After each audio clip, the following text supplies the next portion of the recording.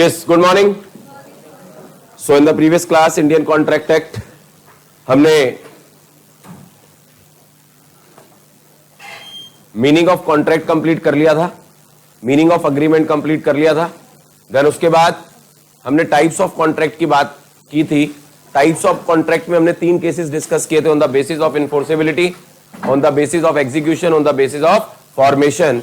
Execution and formation हमने complete कर लिया था। हमने स्टार्ट किया था on the basis of enforceability और हमने सबसे पहले फर्स्ट पॉइंट डिस्कस किया था valid contract. What is valid contract? Valid contract का मतलब एक ऐसा कॉन्ट्रैक्ट है जिसमें सेक्शन 10 के जो एसेंशियल एलिमेंट है वो क्या करेंगे, सेटिस्फाई होंगे, प्रेजेंट होंगे। 5 एसेंशियल एलिमेंट्स आर देयर। अगर ये पांचों एसेंशियल एलिमेंट सेटिस्फाइड होंगे तो वो कॉन्ट्रैक्ट क्या होगा, वैलिड कॉन्ट्रैक्ट होगा। अगर कोई एसेंशियल एलिमेंट मिसिंग होगा तो सर वो कॉन्ट्रैक्ट क्या होगा, इनवैलिड होगा, वो वैलिड नहीं होगा। और हमने उन 5 एसेंशियल एलिमेंट्स को लास्ट क्लास में डिस्कस कर लिया था। याद है ना लाइको? याद है? फर्स्ट कौन सा था? Offer and acceptance. सेकंड कौन सा था? Free consent. Third, parties are legally capable of contracting. Fourth, consideration. Fifth, consideration object must be lawful. अगर ये पांचों एसेंशियल एलिमेंट सेटिस्फाइड हो गए तभी हम बोलेंगे कि ये कॉन्ट्रैक्ट क्या है, वैलिड कॉन्ट्रैक्ट है। अगर कोई एसेंशियल एलिमेंट मिसिंग होगा तो वो कॉन्ट्रैक्ट वैलिड नहीं होगा। क्या होगा, डिपेंड करेगा कौन सा एसेंशियल एलिमेंट मिसिंग है। जैसे अगर हम बात करें फर्स्ट एसेंशियल एलिमेंट की, अगर ऑफर की प्रॉपर एक्सेप्टेंस नहीं होगी तो रिजल्ट क्या होगा, वॉइड अग्रीमेंट। अगर हम बात करें फ्री कंसेंट मिसिंग होगी तो रिजल्ट क्या होगा, वॉइडेबल कॉन्ट्रैक्ट। अगर capacity to contract, parties legally capable of contracting नहीं होंगी तो क्या होगा, वॉइड अग्रीमेंट। फिर उसके बाद हमने पढ़ा था कंसीडरेशन मिसिंग होगी तो वॉइड अग्रीमेंट। और अगर कंसीडरेशन एंड ऑब्जेक्ट लॉफुल नहीं होगा तो इलीगल अग्रीमेंट। उस इलीगैलिटी की वजह से क्या होगा, वॉइड अग्रीमेंट। राइट, ये सारी चीजें हमने डिस्कस की थी लास्ट क्लास में। एक काम करेंगे फटाफट से, ये वैलिड कॉन्ट्रैक्ट के जो एसेंशियल एलिमेंट्स हैं, हमने लिखा नहीं था ना, आई थिंक पहले इनको लिखते हैं फिर आगे शुरू करेंगे। फटाफट से, बी क्विक, लिखे।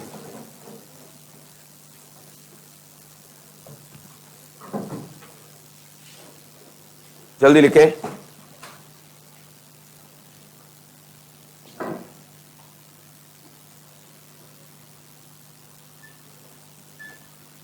Valid contract is a contract.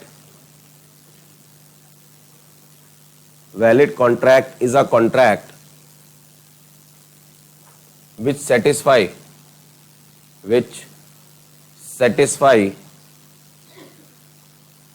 the essential elements, which satisfy the essential elements given under section 10 of Indian Contract Act.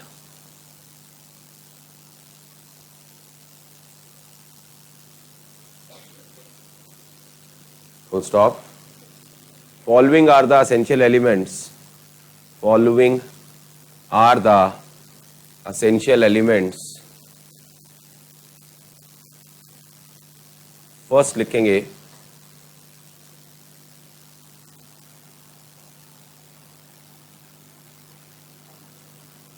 Offer by one party, offer by one party and acceptance by another party, and acceptance by another party resulting in an agreement.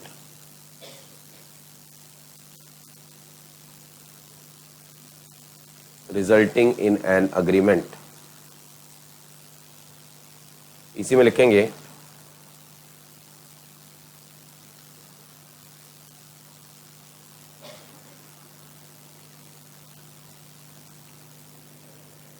for this point to be satisfied, for this point to be satisfied,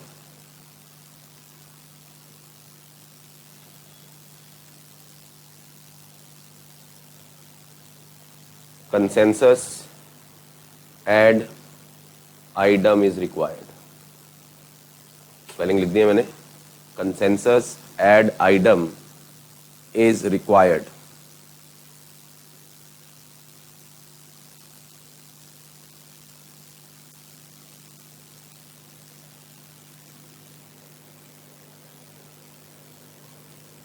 it means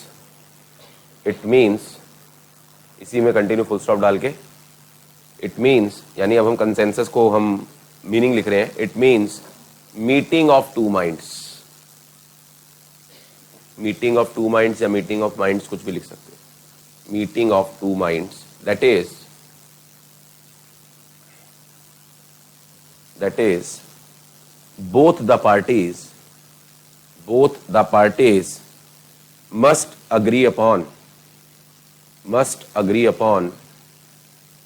same subject matter,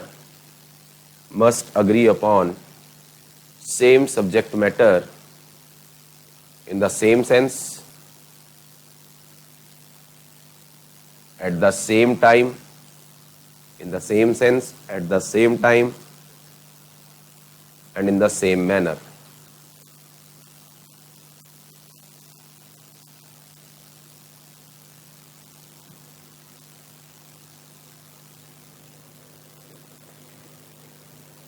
Both the parties must agree upon the same subject matter in the same sense, at the same time and in the same manner.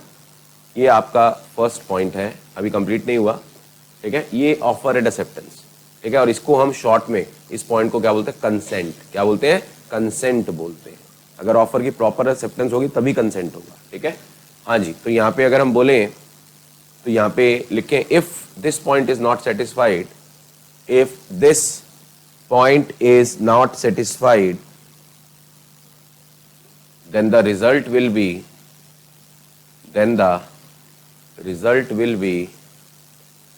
void agreement. Then the result will be void agreement.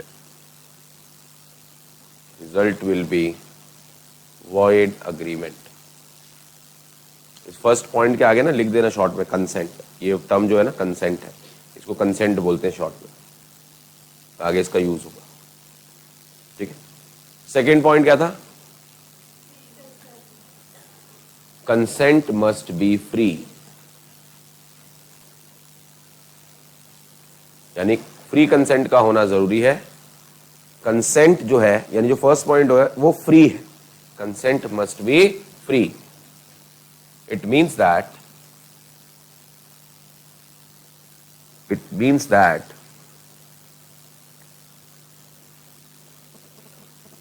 it must not be due to misrepresentation,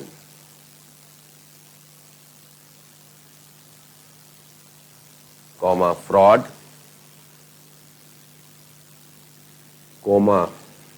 एक और spelling आ रहे हैं, coercion, spelling देख लेना,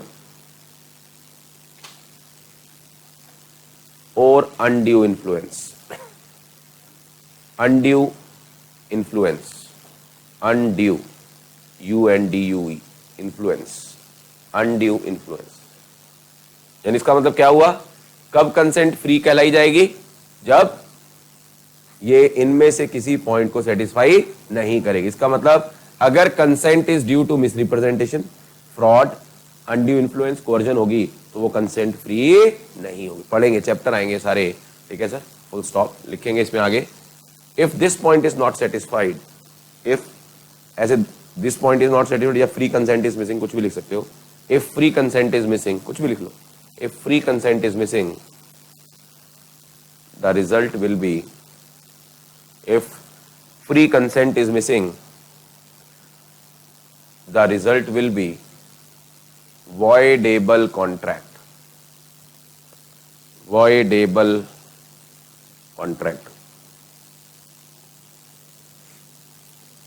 ये आपका second point है, यानी फ्री कंसेंट मिसिंग होगी तो रिजल्ट क्या होगा, voidable contract, ठीक है। थर्ड पॉइंट लिखें, सॉरी, parties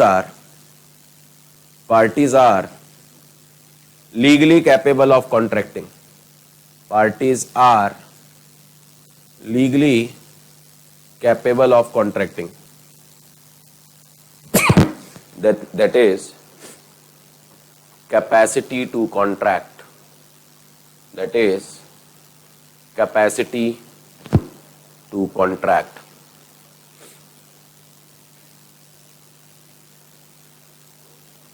ठीक है, if this point is not satisfied, if this point is not satisfied,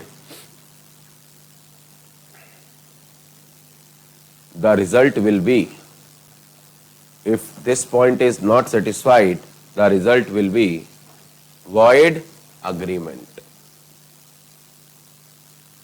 Result will be void agreement. ये आपका थर्ड पॉइंट है। फोर्थ क्या था? Consideration must be there. Fourth point, consideration must be there.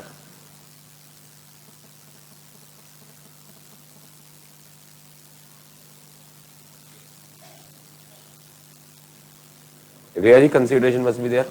अगर ये point satisfy नहीं होगा तो रिजल्ट क्या होगा? If this point is not satisfied, if this point is not satisfied, the result will be, the result will be void agreement. The result will be void agreement. Last कौन सा रह गया?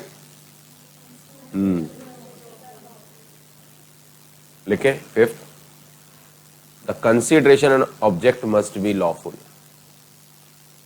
Consideration and object must be lawful.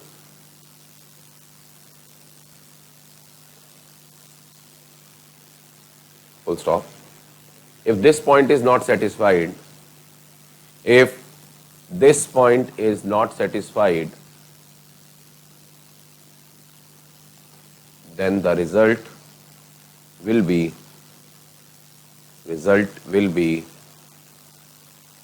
illegal agreement.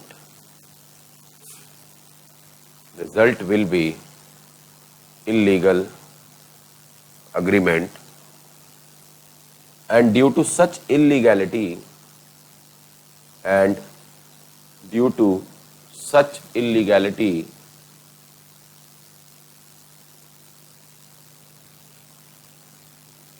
it will also become void agreement.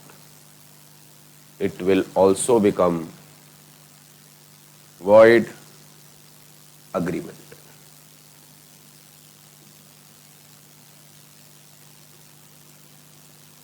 ठीक है जी, तो ये 5 essential element हैं जो सेटिस्फाइड होने चाहिए. अगर कोई एसेंशियल एलिमेंट सेटिस्फाइड नहीं होता तो सर उस केस में रिजल्ट क्या होगा? डिपेंड करेगा कौन सा एसेंशियल एलिमेंट मिसिंग है, उसके बेसिस पे हम लोग बात करेंगे. Is this point clear everyone? Now आगे बढ़ने से पहले याद करो पुरानी बातें, बचपन की वो बातें जब हमने sale of goods act start किया था. याद है sale of goods act?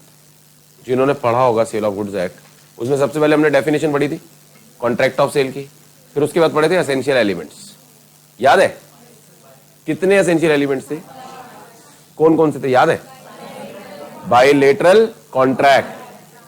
Bilateral का मतलब, एक मिनट, बाइलेटरल का मतलब 2 पार्टीज रिक्वायर्ड है. कॉन्ट्रैक्ट में 2 पार्टीज का इन्वॉल्व होना जरूरी है. एक क्या देगा? ऑफर. दूसरा क्या देगा?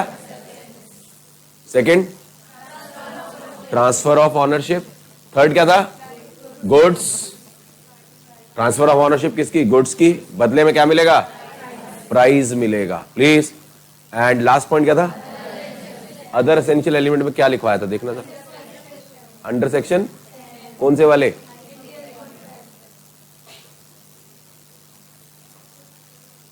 पॉइंट समझ आ रहा है मैं क्या कह रहा हूं? यानी बाकी के जो एसेंशियल एलिमेंट है, प्लीज ध्यान से सुनेंगे, अब कनेक्ट करना है. Offer and acceptance bilateral contract में होगा. ठीक है सर. सेकंड क्या था? फ्री कंसेंट, मिसरिप्रेजेंटेशन, फ्रॉड वगैरह कुछ नहीं होना चाहिए. थर्ड क्या था? लीगली कैपेबल ऑफ कॉन्ट्रैक्टिंग, यानी उनमें कोई माइनर नहीं होना चाहिए. एनसाउंडमेंट आगे तो मतलब वो एसेंशियल एलिमेंट्स भी सेटिस्फाइड होना जरूरी है. Fourth consideration. लेकिन अब देखो कंसीडरेशन के ऊपर समझना हमने. Consideration must be there. Indian contract कहता है कंसीडरेशन का होना जरूरी है, that is something in return. लेकिन सेल ऑफ गुड्स एक्ट में कंसीडरेशन कैसा होना चाहिए? प्राइस। एक रूल बताया था हार्मोनियस कंस्ट्रक्शन, याद है? क्या बताया था, याद है किसी को? कोई बता सकता है मुझे हार्मोनियस कंस्ट्रक्शन का रूल क्या कहता है? डॉली पार्ट 1।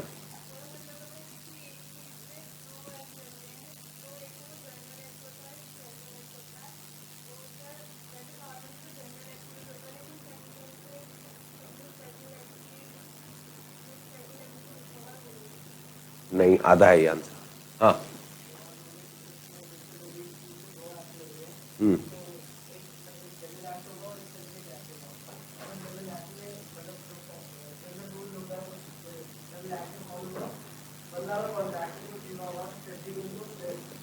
नहीं,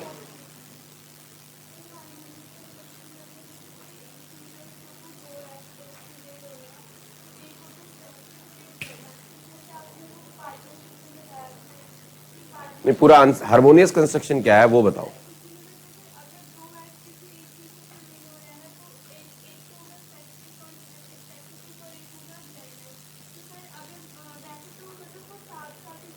वेरी गुड, ये बताया था मैंने, गुड, करेक्ट। मैंने ये बोला था, और बच्चे जिन्होंने बाद में भी ज्वाइन किया हो, rule of harmonious construction law का एक बहुत बड़ा एक रूल है इंटरप्रिटेशन ऑफ स्टैच्यू, यानी इंटरप्रिटेशन ऑफ स्टैच्यू का मतलब होता है लॉ को कैसे इंटरप्रेट किया जाए। समटाइम व्हाट हैपन इज, किसी एक पॉइंट के ऊपर एक से ज्यादा लॉ लगते हैं, ठीक है सर? इट में पॉसिबल कि एक से ज्यादा एक्ट लगे। मान लेते हैं एक ही चीज के ऊपर 2 एक्ट लग रहे हैं, राइट? तो लॉ ये बोलता है कि दोनों एक्ट, उनमें एक जर्नल एक्ट होगा और एक उस पर्टिकुलर पॉइंट से रिलेटेड स्पेसिफिक एक्ट होगा, राइट? तो दोनों लॉ को साइमल्टेनियसली चलाना है। कब तक साइमल्टेनियसली चलाना है? जब तक उनमें कॉन्ट्राडिक्शन नहीं होता। लेकिन अगर कॉन्ट्राडिक्शन की सिचुएशन आती है, कॉन्ट्राडिक्शन का मतलब उनमें कंफ्लिक्ट आ जाता है, तो फिर किसका मीनिंग ले? तो लॉ बोलता है specific will prevail over the journal law. अब यहां देखो, कंसीडरेशन से related sir Indian contract act में लिखा समथिंग इन रिटर्न, ठीक है सर? कहां पे? सेल ऑफ गुड्स से रिलेटेड।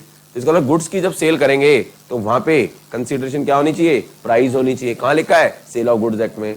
तो सर इसका मतलब यहां पे कॉन्ट्राडिक्शन हो गया कंसीडरेशन से रिलेटेड। तो कौन सा एक्ट प्रिवेल करेगा? सेल ऑफ गुड्स एक्ट यहां प्रिवेल कर जाएगा। For the purpose of taking the meaning of consideration, sale of goods act will prevail over the Indian contract act. क्यों? क्योंकि वहां पे स्पेसिफिकली लिख रहा है consideration must be in price, तो वहां पे समथिंग इन रिटर्न नहीं। इसीलिए तो वहां पढ़ा था बार्टर सिस्टम वहां पे contract of sale of goods में कवर नहीं होता। पॉइंट समझ आता है एवरीवन? ठीक है, तो ये समझना आपको जरूरी है, लॉ की इंटरप्रिटेशन कैसे करनी है, that is known as interpretation of. और लास्ट पॉइंट कंसीडरेशन के बाद वाला क्या था? ये कंसीडरेशन एंड उसका ऑब्जेक्ट जो होना चाहिए वो लीगल होना चाहिए। तो वहां पे असेंशियल एलिमेंट्स बाकी के सारे भी क्या होने चाहिए? सेटिस्फाइड होने चाहिए। इसका मतलब टोटल 5 एसेंशियल एलिमेंट थे, जिसमें से 4 तो सेल ऑफ गुड्स एक्ट के थे, लेकिन 5वां पॉइंट उन्होंने लिखा बाकी के एसेंशियल एलिमेंट्स भी सेटिस्फाइड होना जरूरी है। जैसे उन चारों में पहले 4 पॉइंट में क्या क्या मिसिंग था? ठीक है, सबसे पहले क्या मिसिंग था? ऑफर एंड एक्सेप्टेंस तो बायलैटरल कॉन्ट्रैक्ट में कवर हो गया, यस और नो? फ्री कंसेंट भी कवर होगा, ठीक है। उसके अलावा आप देखो क्या मिसिंग था, क्या मिसिंग? कैपेसिटी टू कॉन्ट्रैक्ट, कहीं नहीं लिखा था उन 4 पॉइंट्स में। इसका मतलब सर अगर कॉन्ट्रैक्ट में एक पार्टी माइनर है या अनसाउंड माइंड है तो उसका रिजल्ट वैलिड कॉन्ट्रैक्ट नहीं होगा। पॉइंट समझ आता है ये एवरीवन? सो अब जाके वो पॉइंट कंप्लीट हुआ। कनेक्ट होती है बेटा चीजें लॉ में ना, ऐसे कनेक्ट होंगी। जहां जहां मैंने लिखवा रखा है ना to be read with it, तो हमने 2 जगह कवर कर ली। लास्ट क्लास में भी एक कवर किया था, sale and agreement to sale में डिफरेंस था ना, एग्जीक्यूटेड एग्जीक्यूटरी, दूसरा पॉइंट ये था, ठीक है। तो ऐसे धीरे धीरे वो चीजें जहां लिखवा रखा है to be read with Indian contract act, तो साथ साथ कवर होंगी, ठीक है। उस टाइम आप समझ नहीं सकते क्योंकि आपने उस टाइम पढ़ा नहीं था। हाँ जी, क्या ये पॉइंट क्लियर है? तो अगर हम देखें at this point of time, हमारा चैप्टर नंबर फर्स्ट, जो फर्स्ट चैप्टर बेसिक चैप्टर था इंडियन कॉन्ट्रैक्ट एक्ट का, it comes to an end. Now open your books, फटाफट से देखें हमने क्या कवर कर लिया। बुक्स ओपन करें।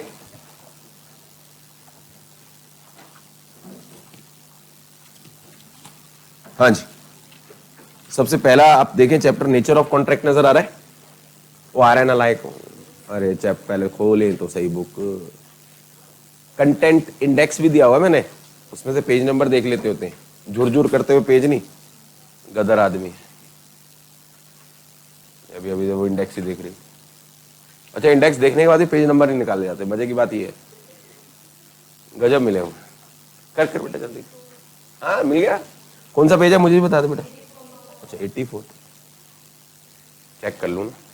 और मिल गया सबको? इसको अभी तक नहीं मिला, ये देखो ढूंढ रही खोज। अच्छा मिल गया। अच्छा नेचर ऑफ कॉन्ट्रैक्ट में देखो हमने ये चैप्टर हमने कंप्लीट कर लिया, हमें पता ही नहीं चला हमने चैप्टर कंप्लीट कर लिया। ठीक है देखो है सर कैसे, देखो हमने इंडियन कॉन्ट्रैक्ट एक्ट में सबसे पहले मीनिंग बेसिक समझा था, फिर डेफिनेशन आई थी सारी, all agreement, contract, contract agreement, जो भी कहानियां हमने मारी थी सारी। फिर उसके बाद essential elements of a valid contract. ठीक है ना, कितने नजर आ रहे हैं? 5 वो आ रहे हैं। फिर types of contract, on the basis of formation, on the basis of execution. Formation में कॉजी को छोड़ के हमने सारा कर लिया, एग्जीक्यूटेड एग्जीक्यूटरी भी कर लिया, on the basis of execution, formation के बेसिस पे एक्सप्रेस इंप्लाइड सब कर लिया। राइट हमने स्टार्ट किया ऑन द बेसिस ऑफ इनफोर्सेबिलिटी। अब देखो बेटा ऑन द बेसिस ऑफ इनफोर्सेबिलिटी में देखो वैलिड कॉन्ट्रैक्ट लिखा है और लिखा है वॉइड अग्रीमेंट लिखा है, फिर क्या लिखा है? वॉइड लिखा है, वॉइडेबल कॉन्ट्रैक्ट पक्का? ठीक है, फिर उसके बाद वॉइड अग्रीमेंट, फिर वॉइड कॉन्ट्रैक्ट, फिर इलीगल एग्रीमेंट। ठीक है ना। अब हमने सबसे पहले देखो वैलिड कॉन्ट्रैक्ट स्टार्ट किया, an agreement which has all the essential elements of a contract. All the essential element कौन से? सेक्शन 10 वाले।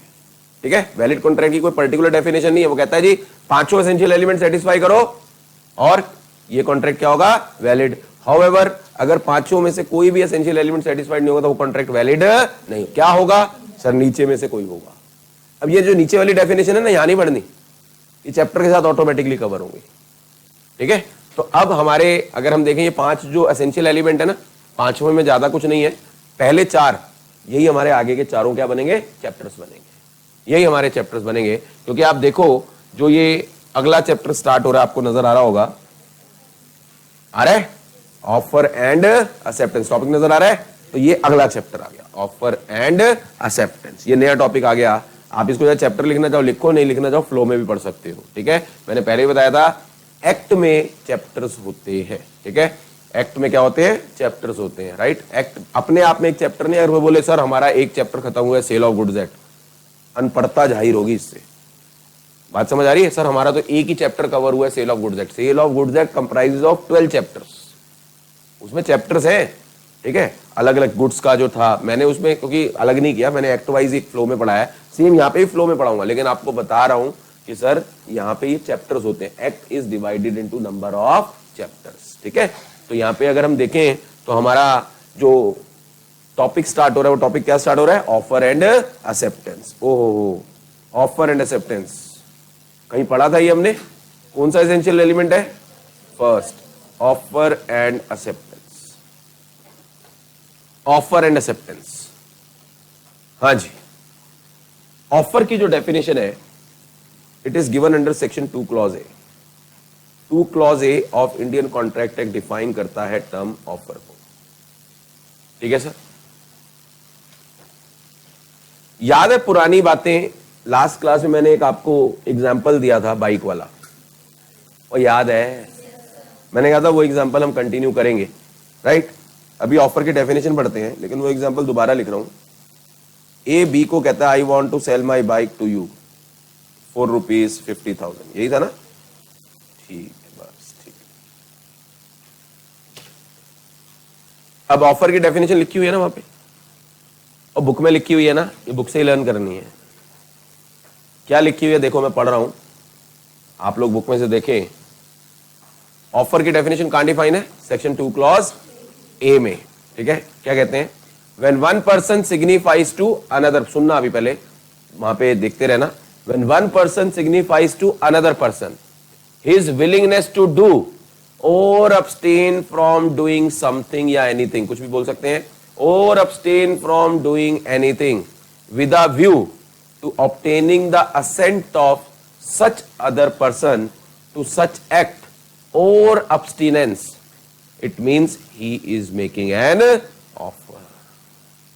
ऐसा ही कुछ लिखा हुआ है ना? सन्नाटा क्यों हो गया? हाय राम सर, ये क्या लिखा हुआ है?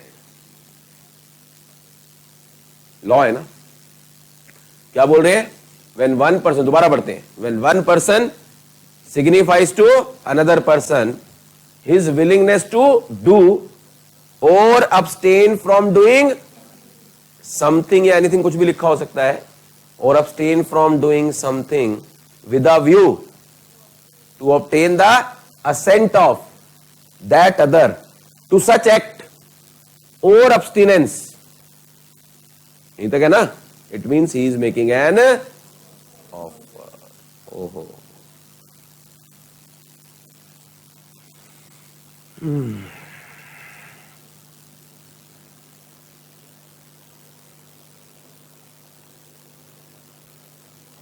लर्न हो जाएगा अभी तुम्हें, आई प्रॉमिस यू। तो मुझे पार्टी देना, दोगे?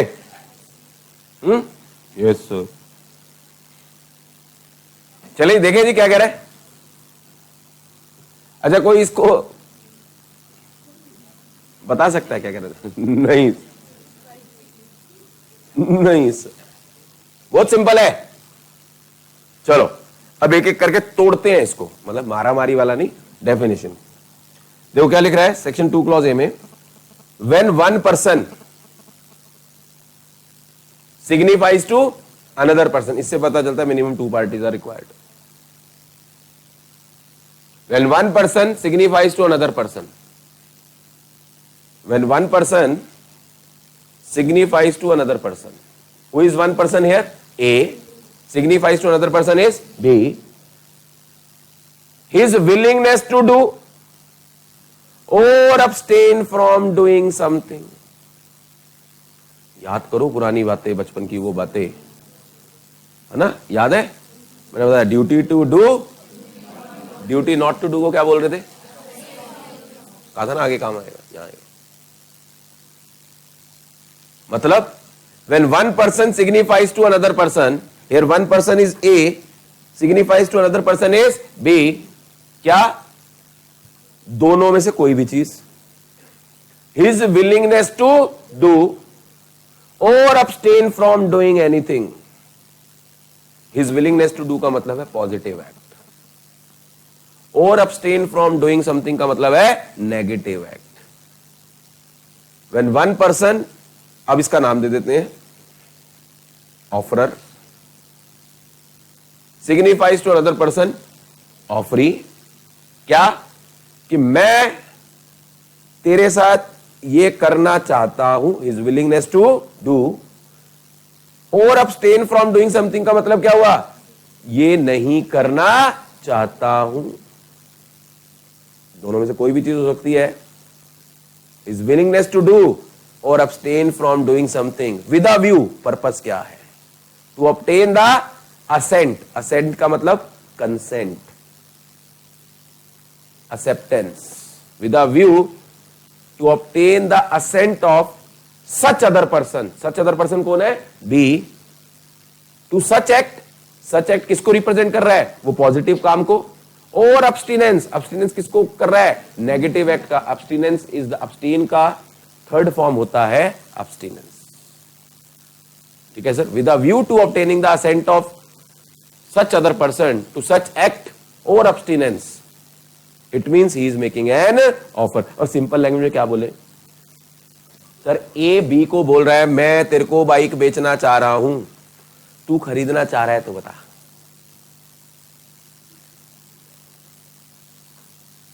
मैं तेरे को बाइक बेचना चाह रहा हूं, तू खरीदना चाह रहा है तो बता।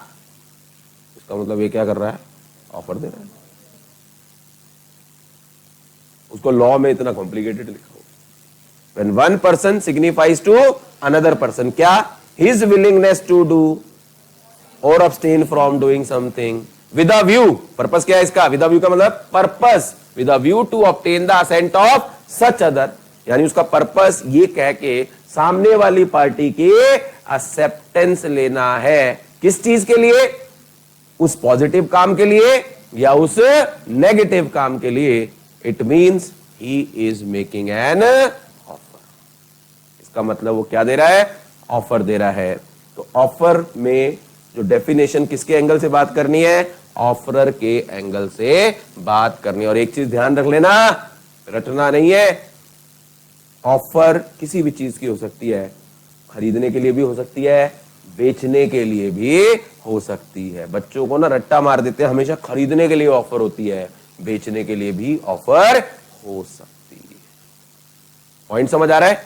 तो जरा 1 मिनट लगा के एक बार ऑफर की डेफिनेशन को अब जरा, अभी आपको अगर समझ आया है तो आपको लर्न करने में आसानी हो और मेरी पार्टी पक्की। किसने यस सर बोला?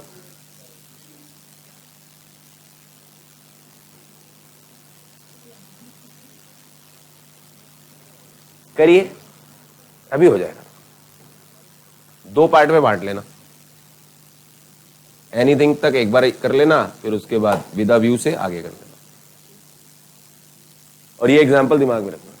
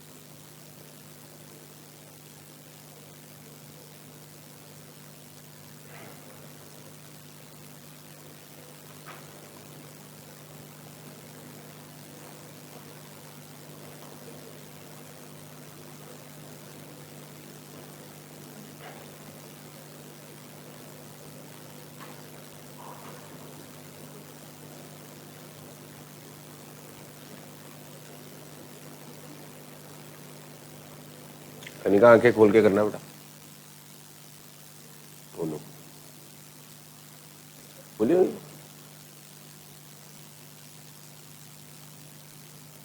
नकुल जिंदा है?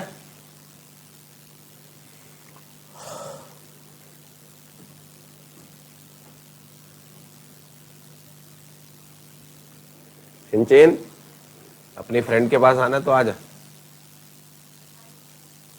कौन सी वाली? कौन सी वाली फ्रेंड नहीं है भाई? Which one? ओहो, छुट्टी पे है वो? क्यों? अब उसका हो गया, हो सकता है वो कम आएगी। उसने पहले से उसी सर्कल में ज्वाइन किया था उसने। हाँ जी, आपका भी तो, हमारा तो रिवीजन चल रहा ना, कर रहे हैं ना रिवीजन। पहली बार में सर सीरियस नहीं थे, अब सीरियस है ना, होता है ऐसा। जून वाले अभी सीरियस कम होते हैं, अबे जून है। अच्छा ऐसी बात नहीं है, हैं? सीरियस है, शक्ल देखो सीरियस की। जून जून जून कहाँ गया भाई हमारा? जून अटेम्प्ट बीमार है वो। ओहो, वो डार्क हॉर्स है हमारा। हाँ जी, अब हो गया, अरे हो गया, आई एम श्योर आपको हो गया। 5 ग्राम कह रहे सर मुझे कॉन्फिडेंस नहीं आ रहा। आप कॉन्फिडेंस लेके चल रहे हो।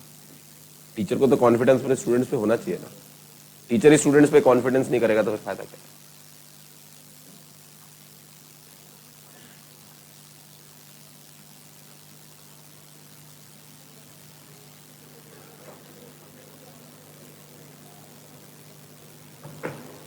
और जल्दी करो नलायकों, अभी दूसरी डेफिनेशन भी करानी है।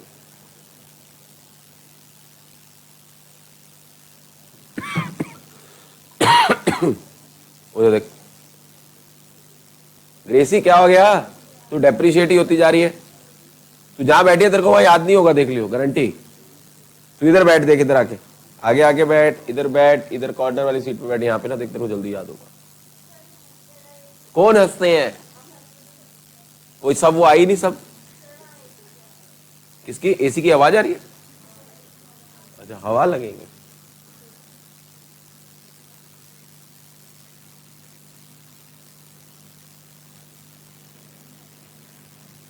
गदर बच्चे मिलते हैं मुझे बैच में। राती जिंदा है बेटा? ठीक है सब? अरे हो गया, हो रहा है अभी अभी। कईयों का प्रोसेसर स्लो है, किसी का 4 GB रैम है, किसी का 2 GB रैम है, किसी का 1 है, रैम स्लो है, अलग अलग है, प्रोसेसर स्लो है। ये तो प्रोसेसर ही वहां छोड़ा ही, ऐसे निकला था अब ठीक है, वापिस आ गया प्रोसेसर, सीधे मतलब निकला था।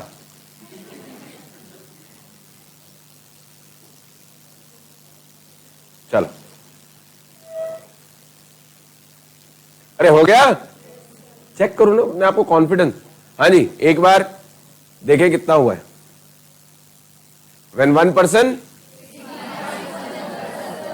क्या his willingness to do or abstain from doing anything, रुक जाएंगे। इस इतनी लाइन का क्या मतलब आया कि अगर एक पर्सन दूसरे पर्सन को क्या कह रहा है, मैं तेरे साथ कॉन्ट्रैक्ट में एंटर होना चाह रहा हूं, किसी पॉजिटिव एक्ट के लिए या किसी नेगेटिव एक्ट के लिए। पॉइंट समझ आता है? विलिंगनेस टू डू का मतलब क्या है, किसी काम को करने के लिए, ड्यूटी टू डू। और एब्सटिनेंस का मतलब, अब्सटेन फ्रॉम डूइंग का मतलब ड्यूटी, किसी काम को करने के लिए, किसी काम को ना करने के लिए। ठीक है सर, यहां तक कहां तक आ गया? हिज विलिंगनेस टू डू और abstain from doing anything with a view. With a view को बोलेंगे what is the purpose. Purpose क्या है? With a view to obtain the assent of that other person. मतलब उस पर्सन का purpose क्या है, ये कह के, क्या पर्पस है? मैं आपकी एक्सेप्टेंस लेना चाहता हूं। With a view to obtaining the assent of such other person. किस चीज के लिए एक्सेप्टेंस लेना चाह रहा है? To such act. Such act का मतलब पॉजिटिव, और एब्सटिनेंस। एब्सटिनेंस किसकी बात कर रहा है? नेगेटिव। अगर मैंने पॉजिटिव एक्ट के लिए आपको ऑफर दिया है तो सर आप मुझे उसके लिए हाँ या ना करो। ठीक है, अगर आप मैंने नेगेटिव एक्ट के लिए ऑफर किया तो आपको उस नेगेटिव एक्ट के लिए हाँ या ना करनी है। पॉइंट समझ आता है? It means he is making an offer. इसका मतलब वो ऑफर दे रहा है। This is what section 2 clause A is all about. When one person signifies to another person his willingness to do or abstain from doing anything with a view to obtaining the assent of that other person to such act or abstinence, it means he is making an offer. तो यहां पे दो parties arise होती हैं, नाम arise हो रहे हैं।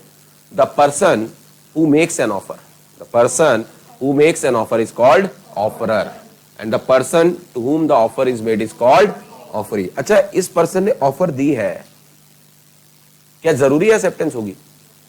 जरूरी नहीं। अभी तो ए ने अपनी साइड बताई है कि मैं ये करना चाह रहा हूं या मैं ये करना नहीं चाह रहा, दोनों में से कुछ भी हो सकता है। तो मैंने अभी आपको पॉजिटिव एक्ट के लिए बोला, नेगेटिव एक्ट के लिए एग्जांपल दिया है? पॉजिटिव एक्ट के लिए दिया, नेगेटिव एक्ट के लिए दिया? पॉजिटिव एक्ट के लिए। जनरली जब ऑफर दी जाती है तो किसी पॉजिटिव एक्ट के लिए ये दी जाती है। मैं ये खरीदना चाहता हूं, मैं ये बेचना चाहता हूं, मैं ये करना चाहता हूं, मैं वो, तो पॉजिटिव एक्ट के लिए होती है। नेगेटिव एक्ट के लिए जनरली ऑफर कम होती है, बट हो सकती है।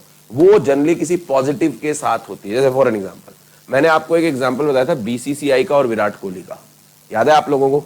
बीसीसीआई विराट कोहली के साथ कॉन्ट्रैक्ट करती है, बीसीसीआई ऑफर देती है कि आप इंडिया की तरफ से खेलोगे, आप इंडिया की तरफ से खेलोगे। इसका मतलब बीसीसीआई अपनी विलिंगनेस टू डू बता रही है।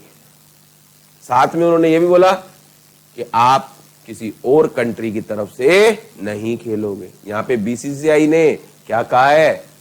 Abstain from doing something. इन दोनों ही पॉइंट पे विराट कोहली की क्या चाहिए बीसीसीआई को? एक्सेप्टेंस चाहिए। अगर विराट कोहली एक्सेप्ट करेगा तो ऑफर की एक्सेप्टेंस होगी, अगर विराट कोहली एक्सेप्ट नहीं करेगा तो ऑफर की एक्सेप्टेंस नहीं।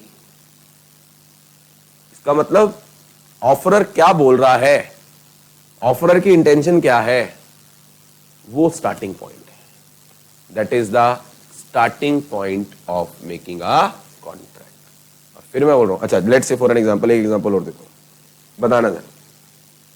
लेट्स से यहां पे मिस्टर एक्स है, यहाँ पे वाई है। एक्स के पास एक बाइक है, एक्स के पास एक बाइक है, एक्स ने वाई को बोला I want to sell my bike, I want to sell my bike to you for rupees, जो भी एक्स वाई जेड अमाउंट होगा, ठीक है। तो यहाँ पे who is making an offer, x is making an offer, ठीक है, एक्स ही ऑफर दे रहा है। ऊपर वाले एग्जांपल और नीचे वाले एग्जांपल में क्या है, क्या डिफरेंस है? उधर ए ने बोला था सेल करने के लिए, इधर एक्स ने बोला है सेल करने के लिए। एग्जाम्पल में अब मैं डिफरेंस कर रहा हूं, यहां पे एक्स की पास बाइक थी, अब यहां पे क्या हुआ, अब मैं एग्जाम्पल को चेंज करता हूं, ठीक है। यहां पे एक्स के पास बाइक थी, वाई ने एक्स को अप्रोच किया, वाई ने एक्स को बोला I want to purchase your bike, Y ने एक्स को बोला कि मैं आपकी बाइक को क्या करना चाह रहा हूं, परचेज करना चाह रहा हूं, क्या आप बेचोगे? तो अब यहां पे who is making an offer, Y is making.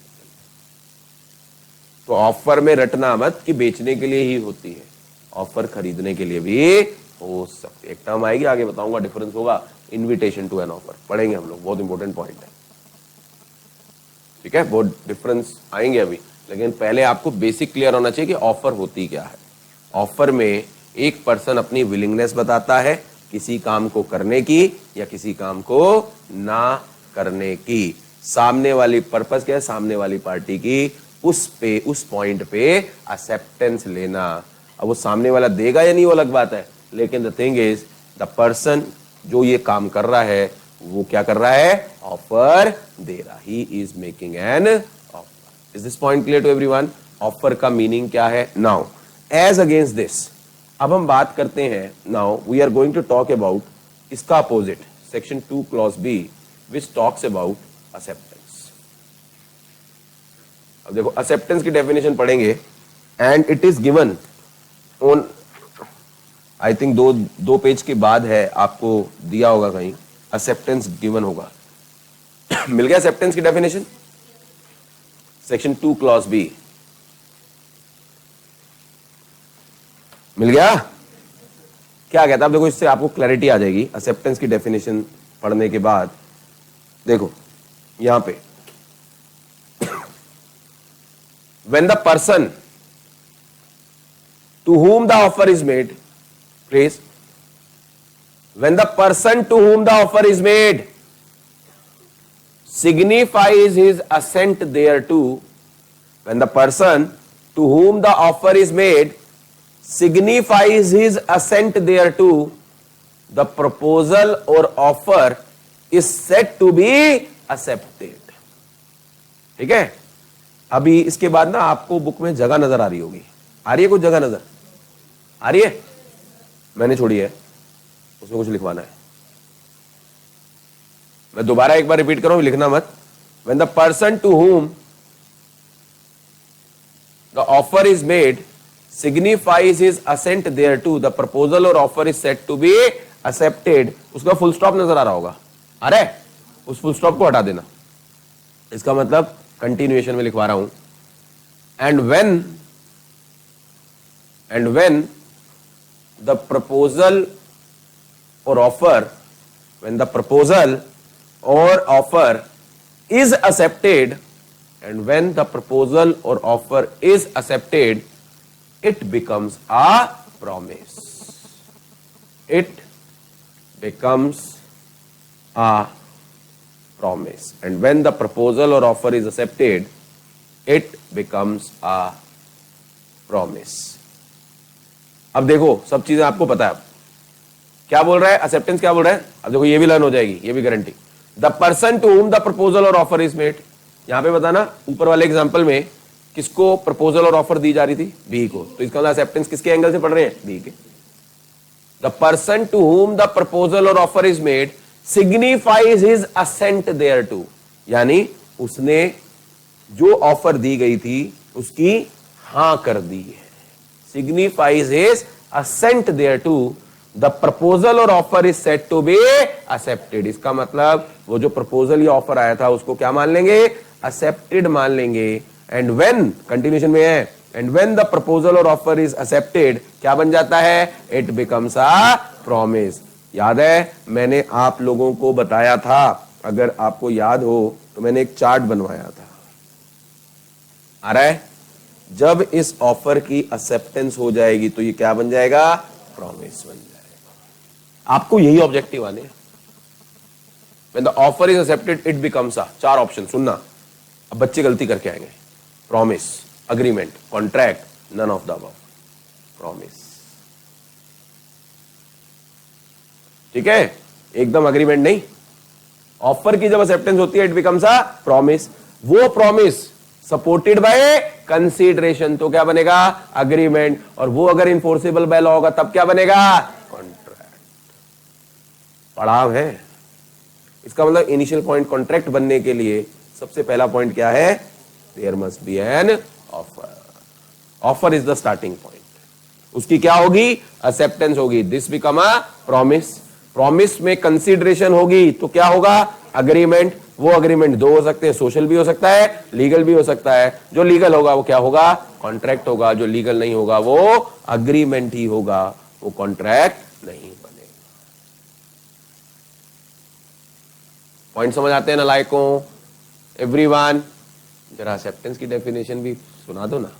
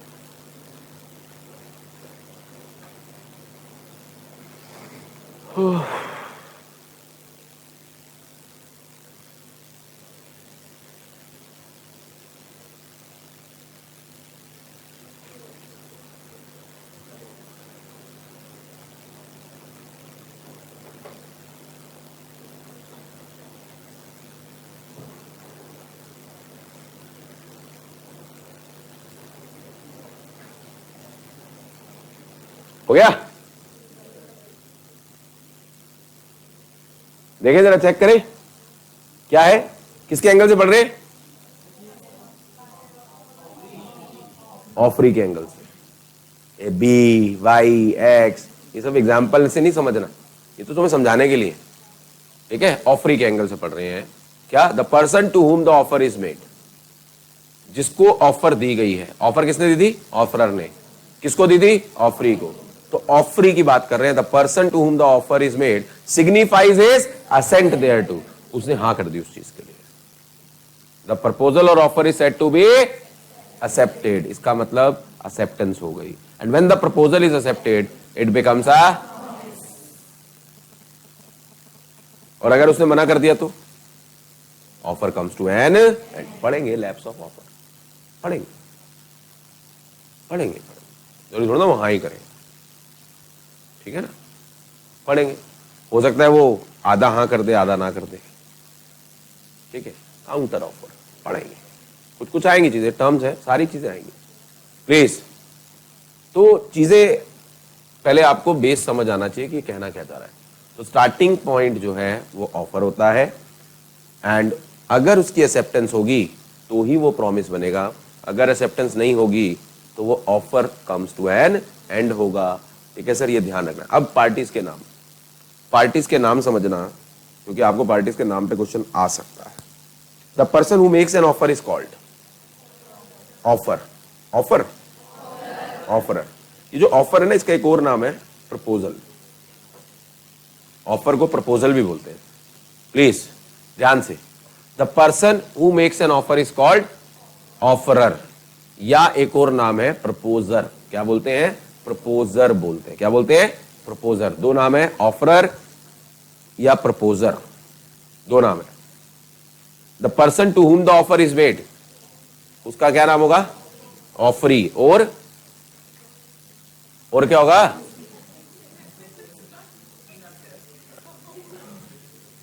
Please,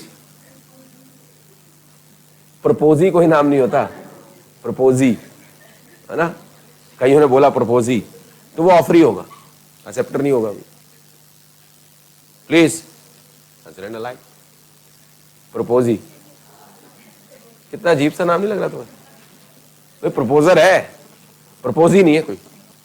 मुझे देख, अरे भाई रोको इसको, क्या हो गया?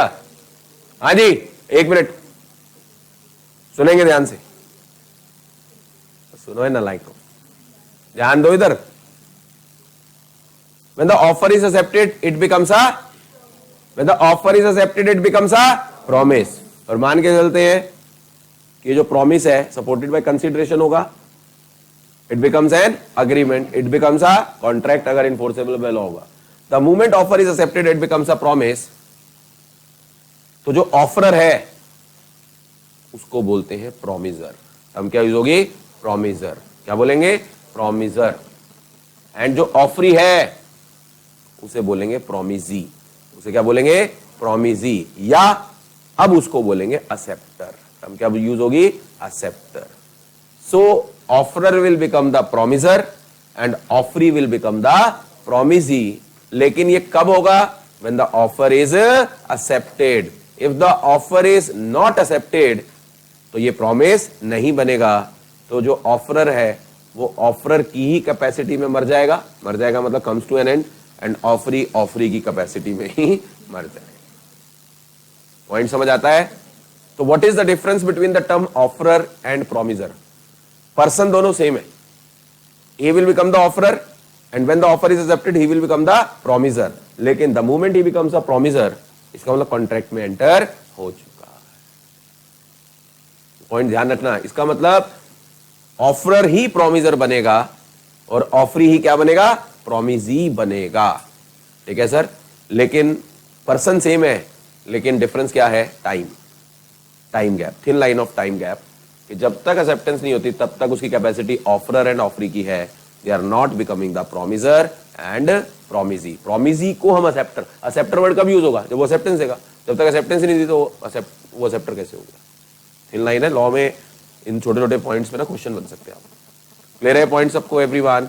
सो यहां तक पहले ऑफर एंड एक्सेप्टेंस की डेफिनेशन में अगर किसी को कोई डाउट हो यू कैन आस्क।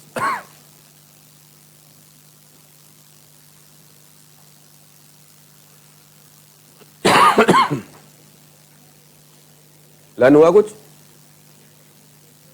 पार्टी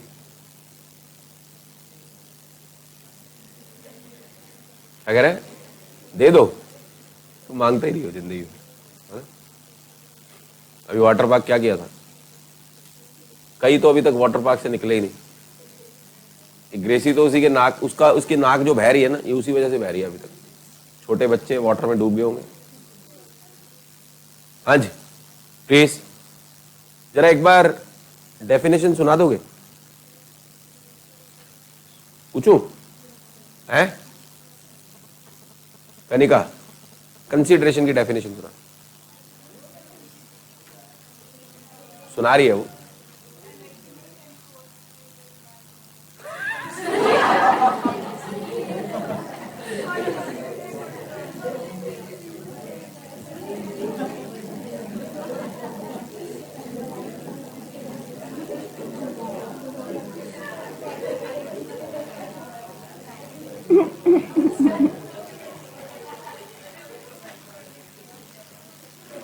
वो आंख खोलना होता है ना, आंख खोलना, वो आंख खोलना का मतलब दिमाग खोलना होता है, पता है? मतलब चल गया ना मैं क्या समझाना चाह रहा था। ये इसके साथ नहीं है, ये तुम्हारे किसी के साथ भी हो सकता है। जब एग्जाम होते हैं ना, तो मेरा पॉइंट ये था कि जब एग्जाम होते हैं तो हम क्वेश्चन पढ़ते नहीं है, ताबड़तोड़ आंसर देने लग जाते हैं। ये गलतियां ना, अब बाहर आके हम यूं फुल मार्क्स लगा लेते हैं और बाप रे हमारे तो 100 में से 100। ठीक है, लेकिन जब मार्क्स आते हैं 40 कैसे रह गए? मार्किंग ठीक नहीं हुई है। बात समझ आ रही है? या तो टीचर ने पढ़ाया नहीं था या मार्किंग ठीक नहीं है। हमने सब पढ़ा था ठीक, हम सब करेक्ट, हम तो राजा हैं। स्टूडेंट्स का ये criteria, that is the thing. नहीं प्रैक्टिकल बात है। मैं कंसीडरेशन पूछ रहा हूं जो मैंने पढ़ाया नहीं, ये कॉन्ट्रैक्ट की डेफिनेशन सुना रहा है शेर हमारा। कौन सा वाला ना बेटा, आज ना के नहीं आई ना, इसीलिए बोलता हूं आंख खोल के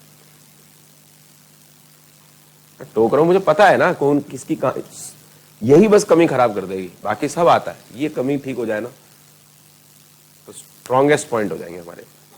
युशिका जिंदा है बेटा? गिलहरी समझ आए? लर्न हुआ? हो गया। भगवान जी के पास जब बहुत टाइम था ना तब तेरे को बनाया। पुर्जे पड़े हुए थे, बचे हुए कुछ कुछ कुछ कुछ कुछ कुछ सुस्त पुर्जे बिल्कुल होते हैं ना, उनको जोड़ दिया है ना? नहीं, फिर आंसर बताओ। चलो बताओ, डेफिनेशन बताओ, प्रॉमिस की डेफिनेशन बताओ।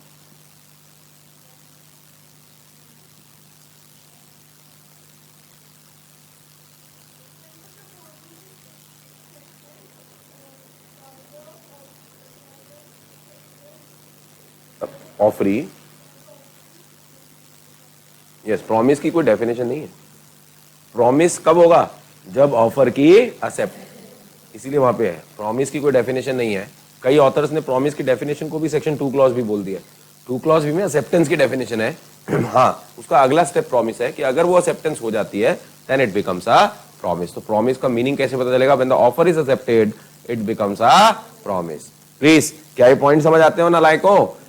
अच्छा, एंड एवरी प्रॉमिस और every set of promises forming consideration for each other is called an agreement enforceable by law is called.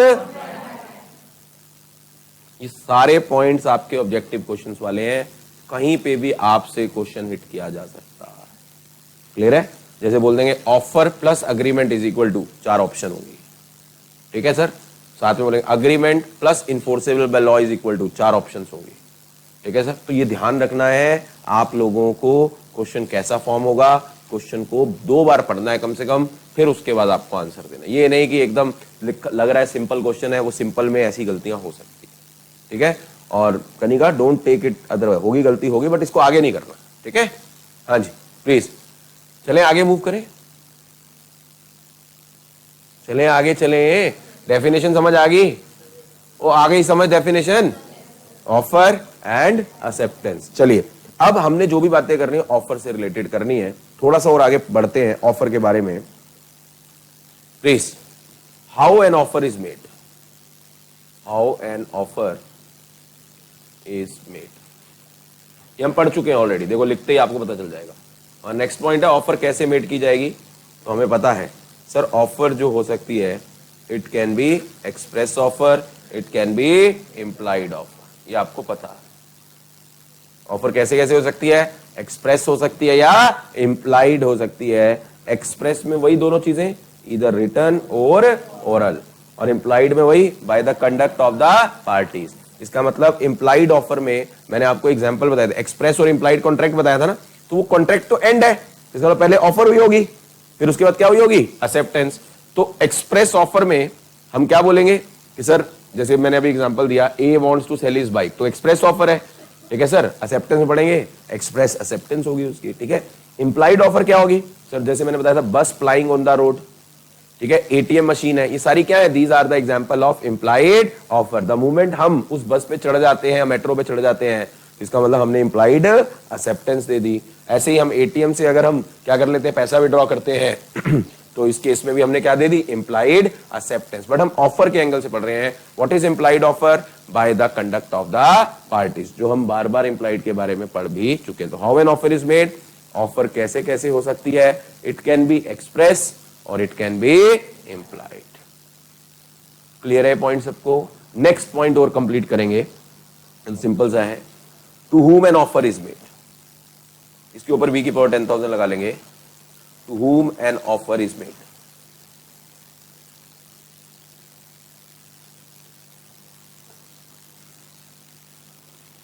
To whom an offer is made, offer किसको दी जा रही है, इसके ऊपर वी की पावर 10,000 लगाएंगे।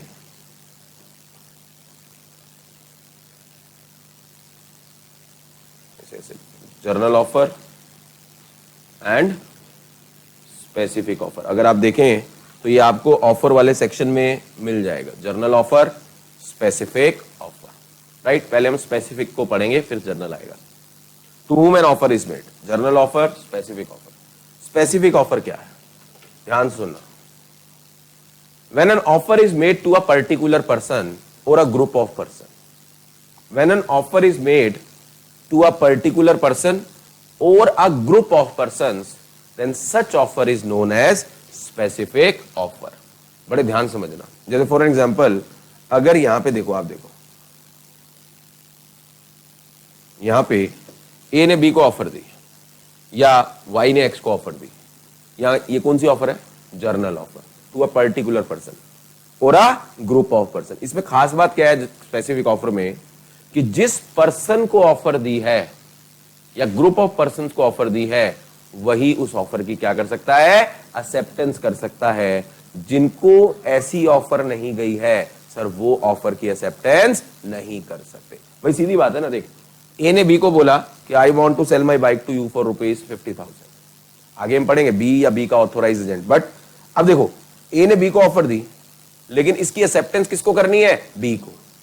ठीक है, ये नहीं कि रिक्शे वाला चलता हुआ आ जाएगा मैं बी के बिहाफ पे एक्सेप्टेंस देता हूं, क्या ये एक्सेप्टेंस मानी जाएगी, नहीं।